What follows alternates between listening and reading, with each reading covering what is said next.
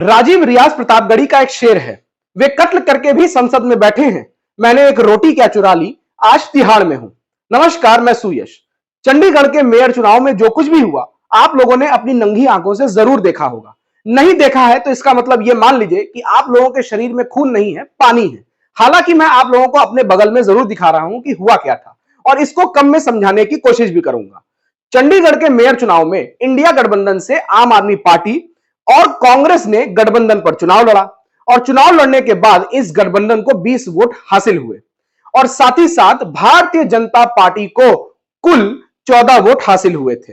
लेकिन भारतीय जनता पार्टी के लोगों ने सोचा कि अपने लोगों को ही गद्दी पर बैठाया जाए, इसीलिए अपने अधिकारी को यह आदेश दिया कि किसी तरीके से भी बैलेट पेपर को कैंसिल कर दो। अब इस अधिकारी के बारे में जान लीजिए। ये अधिकारी इतने बड़े बेशर्म हैं और बेशर्मी की पराकाष्ठा को लांघते हुए खुले आम कैमरे के सामने, कैमरे को देखते हुए, वीडियो बगल में चल रहा है देख लीजिए, अपने 8 बैलेट पेपर को कैंसिल कर दिया और भारतीय जनता पार्टी को जीत घोषित कर दिया।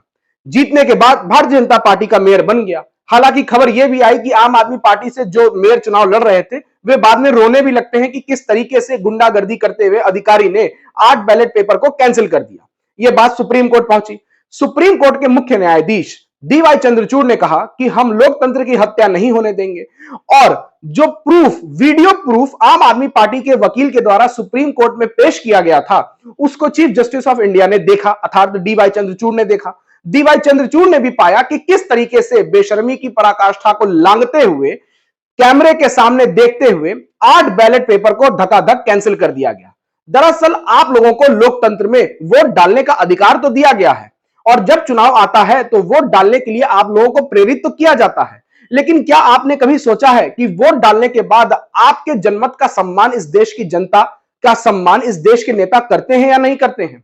केवल और केवल हर बूथ पर एक सेल्फी पॉइंट बना दिया जाता है कि आप वोट डाल करके निकलिए, हंसता हुआ नूरानी चेहरा लेकर के अपनी उंगली दिखाते हुए कहिए कि आपने लोकतंत्र में अपने मत के अधिकार का प्रयोग किया है।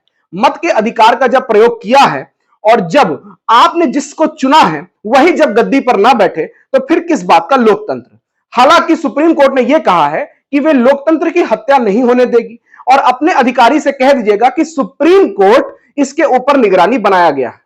12 तारीख को सारे पेपर को पेश करने का आदेश दिया गया है।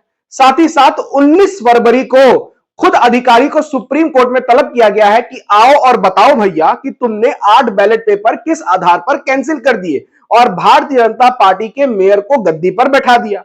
यह था पूरा मामला।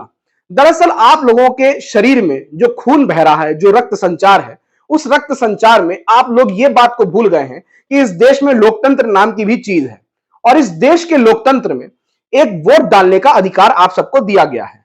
जब वोट डालने के अधिकार के बाद आपने जिसको वोट दिया है, जब वो चुन ही नहीं सकता है, जब वो गद्दी पर बैठ ही नहीं सकता है, तो फिर इस देश में लोकतंत्र है, इस बात को क्यों कहा जाना चाहिए? माननीय न्यायालय ने यह कहा कि वे लोकतंत्र की हत्या बर्दाश्त नहीं करेगा। तो माननीय न्यायालय को यह पता होना चाहिए कि लोकतंत्र की हत्या तो आए दिन हो रही है और हर चुनाव में हो रही है। मैं उदाहरण के रूप में आपको ईवीएम पर लेकर चल रहा हूं। ईवीएम अर्थात इलेक्ट्रॉनिक वोटिंग मशीन।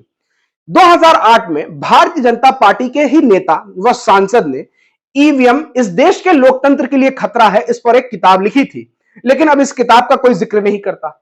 और जब आज विपक्ष ईवीएम के खिलाफ खड़े होकर के आवाज बुलंद करता है तो विपक्ष को देशद्रोही बता दिया जाता है।